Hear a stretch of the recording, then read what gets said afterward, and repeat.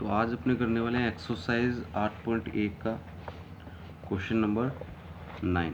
Question number 9 है क्या, देखिए रीड करते हैं पहले क्वेश्चन नंबर 9 को कि त्रिभुज ABC में जिसका कोण B समकोण है और tan A is equal to में है 1/√3, तो निम्नलिखित के मान ज्ञात कीजिए sin A cos C plus cos A sin C, और दूसरी वैल्यू ज्ञात करनी है cos A cos C minus sin A sin C। ठीक है, तो दो वैल्यू अपने को फाइंड करनी है और वैल्यू अपने को गिवन है tan A is equal to में 1/√3। तो देखिए दोस्तों इसे कैसे करेंगे, अपने ध्यान से समझिएगा। सॉल्यूशन करते हैं इसका कि गिवन है अपने को, गिवन क्या है देखिए, गिवन है tan A is equal to में 1/√3। ओके, तो tan थीटा का फॉर्मूला क्या होता है, लंब बटा आधार, मतलब लंब की वैल्यू दी गई है और आधार की वैल्यू दी गई है। तो करना क्या है अपने को, सबसे पहले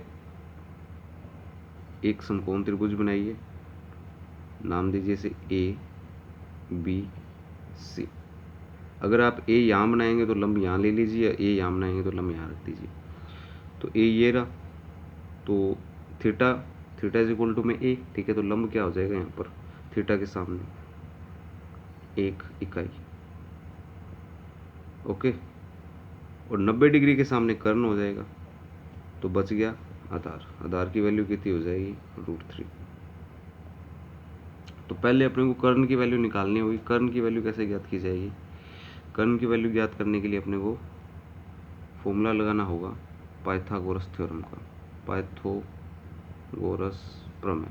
तो पाइथागोरस प्रमेय का यूज़ करेंगे अपने,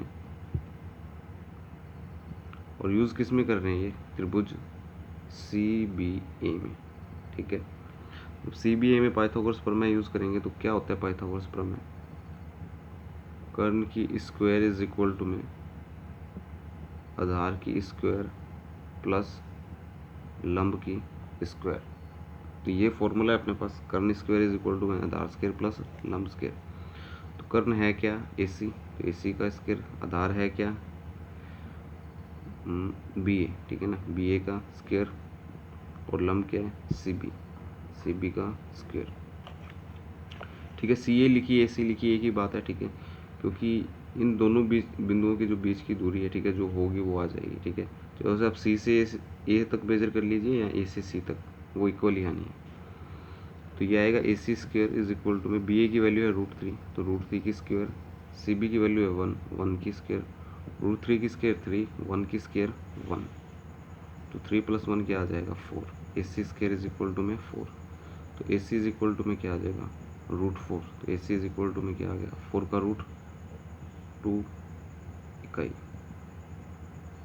तो मतलब कर्ण की वैल्यू कितनी आ गई अपने पास, 2 इकाई, 2 इकाई। ठीक है, तो कर्ण का मान आ गया अपने पास 2 इकाई। अब अपने को वैल्यू कौन सी ज्ञात करनी है, sin A cos C plus cos A sin C, और सेकंड करनी है cos A cos C minus sin A sin C। Okay, तो यहाँ अपने को दिख रहा है तो cos A cos C और दूसरा sin A cos C cos A sin C, तो इन चारों का मान अपने को निकालना पड़ेगा। ठीक है, तो ज्ञात कर लेते हैं, पहले इन चारों की वैल्यू फाइंड कर लेते हैं। देखिए अब साइन थीटा का जो फॉर्मूला है वो क्या होता है, लाल बटा का लंब बटा कर्ण। ठीक है, और cos theta is equal to में क्या होगा, आधार बटा कर्ण। तो साइन थीटा लंब बटा कर्ण और कोस थीटा आधार बटा कर्ण। सबसे पहले ज्ञात करना है साइन ए, तो ए कहाँ है, ए ये रहा, तो ए के सामने जो होगी साइड वो ही क्या होगी, लंब, तो लंब की वैल्यू हो जाएगी 1 और कर्ण का मान क्या आ जाएगा 2। ओके, तो साइन ए की वैल्यू आ जाएगी 1/2। दूसरा ज्ञात करना है अपने को कोस ए, तो कोस ए इज इक्वल टू में क्या हो जाएगा फॉर्मूला, आधार बटा कर्ण। तो ए ये रहा, तो ए के सामने तो हो जाएगा लंब, 90 डिग्री के सामने कर्ण, तो रह गया आधार, √3/2। ओके, दूसरी वैल्यू है कोस सी की, तीसरी वैल्यू कोस सी क्या होगा, कोस सी का फॉर्मूला भी यही आएगा, आधार बटा कर्ण। तो सी को ढूंढ लीजिए, ये रहा। तो सी के सामने तो क्या हो जाएगा, लंब। 90 डिग्री के सामने कर्ण, तो बच गया ये आधार। तो आधार का मान यहाँ कितना हो जाएगा, 1, और कर्ण का मान हो जाएगा 2। चौथी वैल्यू है साइन सी। साइन सी का मान अगर अपने को निकालना है तो फॉर्मूला यही है, लंब बटा कर्ण। तो सी ये रहा। सी के सामने तो क्या हो जाएगा, सी के सामने लंब, 90 डिग्री के सामने कर्ण, तो ये आ जाएगा √3/2। ठीक है, ये थीटा के सामने लंब होता है और 90 डिग्री के सामने कर्ण होता है। जो लास्ट भुजा रह जाएगी, लास्ट साइड रह जाएगी, वो क्या हो जाएगी, आधार। तो साइन सी का मान आ गया अपने पास √3/2। अब अपने को वैल्यू फाइंड करनी है साइन ए कोस सी प्लस कोस ए साइन सी। ठीक है, तो अपने लिख लेते हैं इसे। वैल्यू कौन सी फाइंड करनी है अपने को, साइन ए कोस ए साइन सी।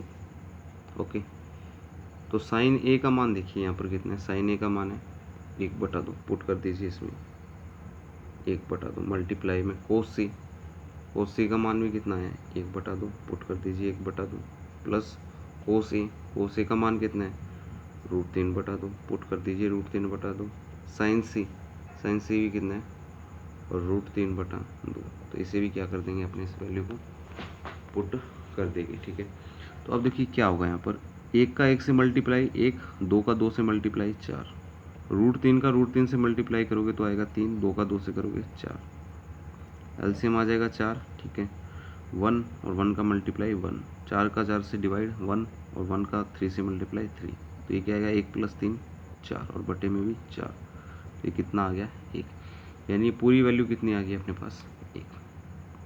ओके, अब करना है अपने को इसका question number second. Question number जो सेकंड है इसका वो क्या है, क्वेश्चन नंबर सेकंड है कोस ए कोस सी माइनस साइन ए साइन सी। तो अपने नोट कर लेते हैं पहले क्वेश्चन को, कोस ए कोस सी इक्वल टू में साइन ए साइन सी, कोस ए कोस सी माइनस साइन ए साइन सी। तो कोस ए की वैल्यू देखिए कितनी है, √3/2, कोस सी है 1/2 माइनस साइन ए की वैल्यू कितनी है 1/2, और साइन सी कितना है √3/2। सॉल्व करते हैं इसे, तो √3 का 1 से मल्टीप्लाई होगा √3, 2 × 2 क्या हो जाएगा 4, माइनस √3, 2 × 2 4,